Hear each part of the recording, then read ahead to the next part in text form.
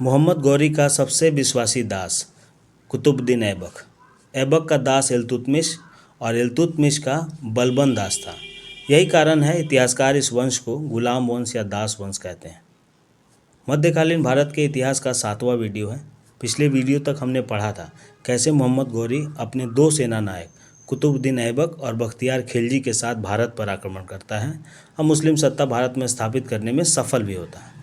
1206 ईस्वी में मोहम्मद गौरी के मृत्यु के बाद कुतुबुद्दीन ऐबक ने लाहौर में गुलाम वंश को स्थापित करता है। वहीं बिहार और बंगाल का कंट्रोल बख्तियार खिलजी के पास होता है। तो आज इस वीडियो में सल्तनत काल को स्टार्ट करेंगे। इसके पहले के 6 वीडियो को आप ज़रूर देखिए, क्योंकि इतिहास की विशेषता है कि अगर आप स्टोरी से कनेक्ट हैं और एक सीक्वेंस के साथ, फिर इतिहास आसान हो जाता है, अदरवाइज इतिहास बहुत बोरिंग है। तो सबसे पहले सल्तनत काल, इसे ही दिल्ली सल्तनत से जानते हैं। इसमें कुल 5 वंश को पढ़ना है। 1206 से 1290 तक का समय गुलाम वंश या इसे मामलुक वंश भी कहते हैं। इसमें कुल 11 शासक आए। अब 1290 में जलालुद्दीन खिलजी ने गुलाम वंश का अंतिम शासक क्यूमर्स की हत्या कर खिलजी वंश को स्थापित करते हैं।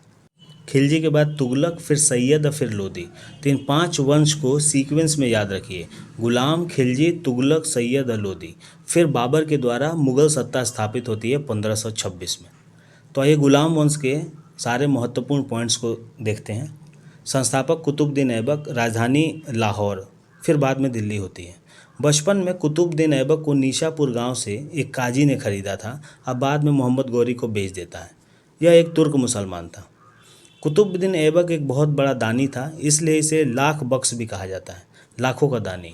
दिल्ली में कुव्वत उल इस्लाम और अजमेर में 2.5 दिन का झोपड़ा का निर्माण कराया था। ये दोनों मस्जिद हैं। और सबसे महत्वपूर्ण, दिल्ली में कुतुब मीनार की नींव कुतुबुद्दीन ऐबक ने ही रखी थी, जिसे बाद में पूरा इल्तुतमिश के द्वारा कराया जाता है। हालांकि कुतुब मीनार ये अपने नाम पर नहीं बनवा रहा था। एक फेमस सूफी सेंट थे ख्वाजा कुतुबुद्दीन बख्तियार काकी, इनके याद में कुतुब मीनार की नींव रखी गई थी।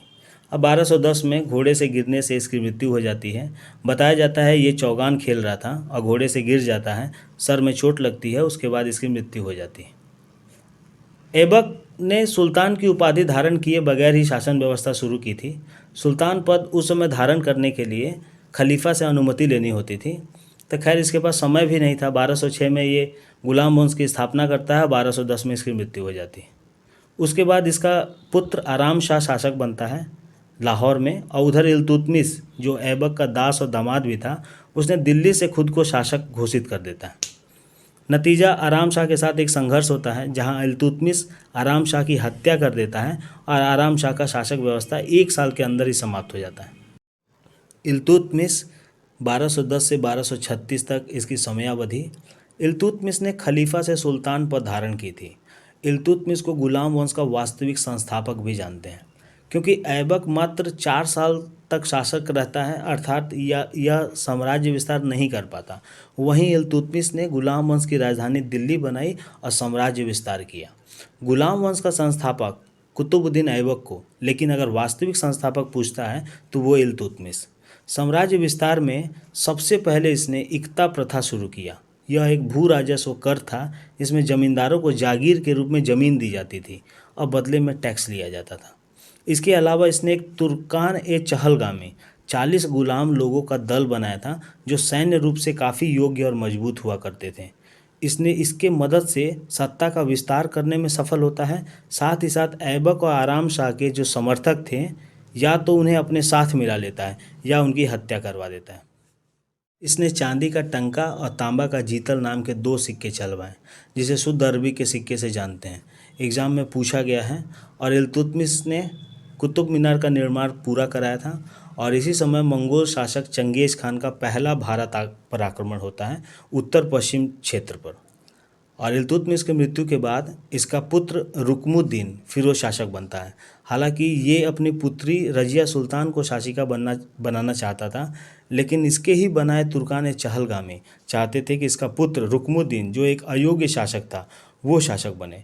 कुछ दिन के शासक बनता है और 1236 में ही इल्तुतमिश की बेटी और भारत की प्रथम मुस्लिम महिला शासक बनती है, जिसका नाम रजिया सुल्तान। तो ये नेक्स्ट वीडियो में हम रजिया सुल्तान और उसके बाद बलबन को पढ़ेंगे। इसमें रज़िया सुल्तान और बलबन ही दो इम्पोर्टेंट और मतलब कि शासक बचे हैं। उसके बाद जो छोटे छोटे हैं सिर्फ उनका सीक्वेंस याद रखना है। जैसे कुतुबुद्दीन ऐबक के बाद आराम शाह और इल्तुतमिश के बाद रुकनुद्दीन। तो यहीं हमारा वीडियो समाप्त होता है। इस वीडियो को 2-3 बार आप देखिए, नोट्स बना लीजिए, रिवाइज करिए, क्योंकि यह इस वीडियो में बताए गए सारे इंपॉर्टेंट पॉइंट्स को हमने डिस्कस कर दिया है। ये सारे एग्ज़ाम में पूछे गए ऑलरेडी क्वेश्चंस हैं, तो इसको आप रिवाइज करिए और मिलते हैं नेक्स्ट वीडियो में। और अगर ये वीडियो आपको इन्फॉर्मेटिव लगे तो लाइक, शेयर और सब्सक्राइब भी करिए। धन्यवाद।